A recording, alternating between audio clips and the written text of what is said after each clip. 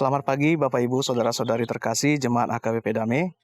Sebelum memulai aktivitas kita pada pagi ini, marilah kita mendengarkan dan merenungkan firman Tuhan.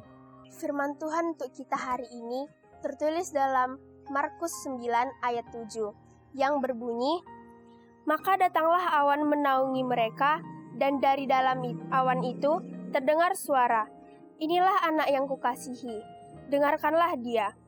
Dalam bahasa Bataknya, Jalaro ma ombun sada mangalinggomi nasida, los makuling masoara sian bagasan ombuni, didokma.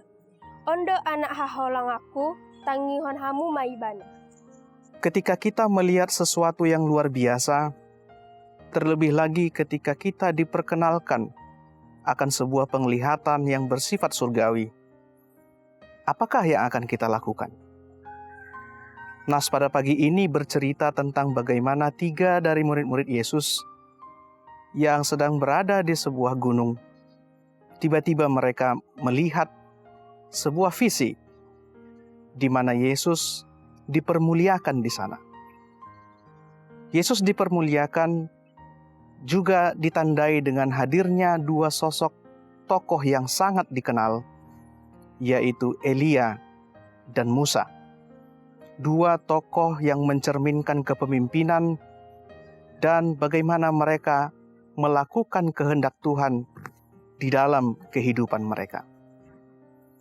Tetapi secara unik reaksi yang muncul justru mengarah kepada hal-hal yang sifatnya duniawi. Yaitu salah satu dari murid yang 3 itu, Petrus, malah berencana dan meminta izin untuk mendirikan kemah bagi tempat berdiamnya Yesus, Elia, dan Musa.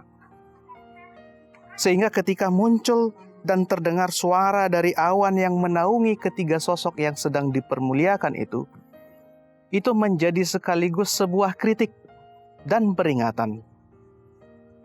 Sesuatu yang bersifat rohani, janganlah disikapi dengan tindakan dan pemikiran jasmani.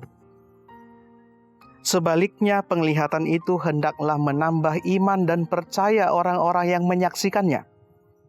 Dan yang paling utama lagi, buah dari iman mereka adalah mendengarkan Dia, Yesus yang dipermuliakan itu. Oleh karena itu, jemaat yang terkasih, hal yang sama juga muncul bagi kita pagi ini.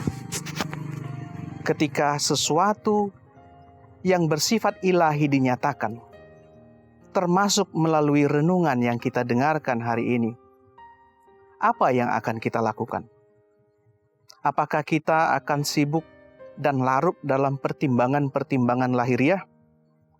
Atau justru kita akan mengingat dan mendengarkan peringatan dari suara Allah sendiri, yang mengajak kita untuk mendengarkan suaranya dalam setiap aktivitas kita di sepanjang hari ini.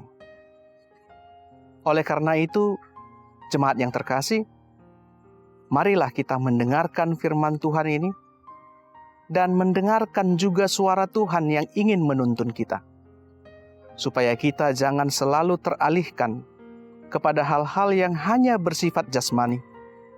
Tetapi ketika kita melakukan setiap aktivitas harian kita, sebagai orang tua yang mempersiapkan anak-anak untuk berangkat ke sekolah atau untuk mengikuti pelajaran daring di rumah, atau juga sebagai orang tua yang akan berangkat hari ini, pagi ini, untuk mencari nafkah bagi keluarga, atau bila Anda adalah seorang anak yang mempersiapkan aktivitas hari ini, mari kita melakukan semuanya itu dengan tetap mengingat, dengarkan suara tuntunan Tuhan.